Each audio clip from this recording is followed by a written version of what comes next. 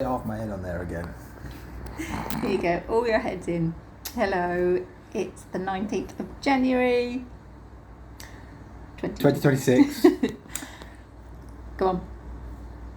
So we're about to leave Singapore, so we've just done 3 days in Singapore and we're about to leave our little hotel room and go off to Cambodia. So we thought we'd just share our takings about our trip to Singapore. Do you want to start?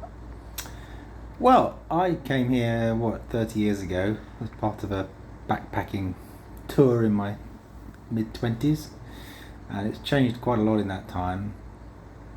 Back then, it seemed to be quite superficially clean and prim and tidy, but you go into the back streets and it was a lot more gritty and dirty.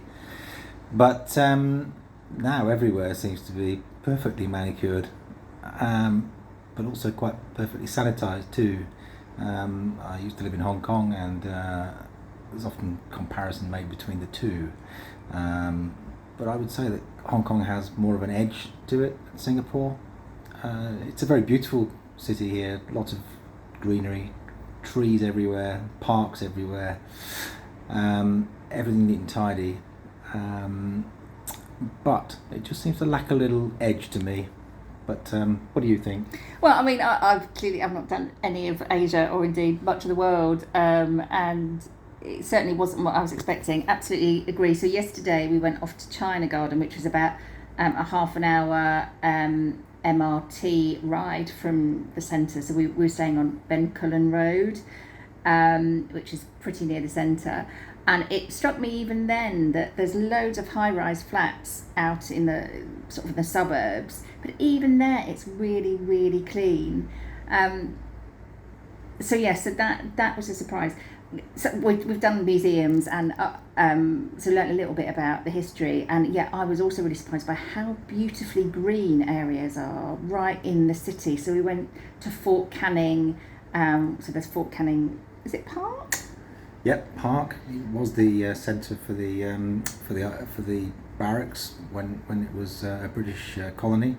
So was it Raffles who made that, really invested in that as a garden? So Raffles had his house there, and he was quite keen on botanics. That was seen to be something that was good for the empire. Grow seeds and take cuttings and grow cash crops, and he saw the opportunities in Singapore to do that. So that was stunning, and literally right on our doorstep, right in the centre of Singapore. Bayfront Gardens is another area where they've done. It's more of a sort of a tourist attraction. When it's this amazing light and classical music display in these sort of man-made trees that are part of Bayfront Gardens. And then yesterday, as I say, I went to China Gardens, which was beautiful. And I thought actually yesterday was really special because it was sort of Sunday. And I think we got a real insight into how people who live in Singapore spend their leisure time. So there was loads of people sat under trees, under these beautifully made sort of shade areas with fans and toilets, having picnics in groups. What are you laughing at? Toilets. Toilets are very handy. And there was an orchid garden and a cascade garden. And what I learned from bits that we read in the museums was that in 1965 the Prime Minister at the time, whose name I'm not going to remember, Lee Kuan Yew. There you go, well done. He had a bit of a directive to make Singapore a garden city, which made complete sense of what we were experiencing, because it was. So I think the greenery surprised me, the cleanliness surprised me. It's expensive, isn't it?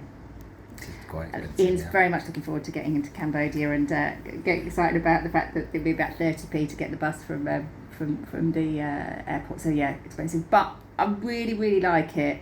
People were lovely. Of course, you haven't got the language barrier in Singapore, which I hadn't quite realised either. So people do speak English, which it's absolutely perfectly fine that people don't, but it just made that a bit easier. So I've had an absolutely amazing few days. Quite a basic hotel, but that was 250-ish quid for 4 nights, so not cheap, but on the cheaper side of what's here. But really, really, really loved it, and would certainly come back. I think one of the things that strikes you is that around every corner there's something some vista, some view, some building, some park that just makes you go, wow, Yeah, that's amazing. Yeah, the architecture is absolutely breathtaking. From older architecture, sort of beautiful colonial buildings that are just maintained and painted so beautifully, but absolutely jaw-dropping modern buildings, and a real sense of arts and culture. I mean, our hotel is directly opposite a university that's art and design, but buildings that house arts and culture that are just jaw-droppingly vast and have trees growing out of walls and just good point. That's another thing that's really blown me away about Singapore. And big rivers, really nice rivers that you can sit by. And anyway, so I think you can probably hear that we've had a good time, and I'm probably a little bit more blown away because I don't have the comparison that Ian has, but I think that is going to be the story of our trip. Back in the day when... Okay, that's it. So next time we speak, we will probably be in Cambodia. Take care, everyone. Bye. Bye.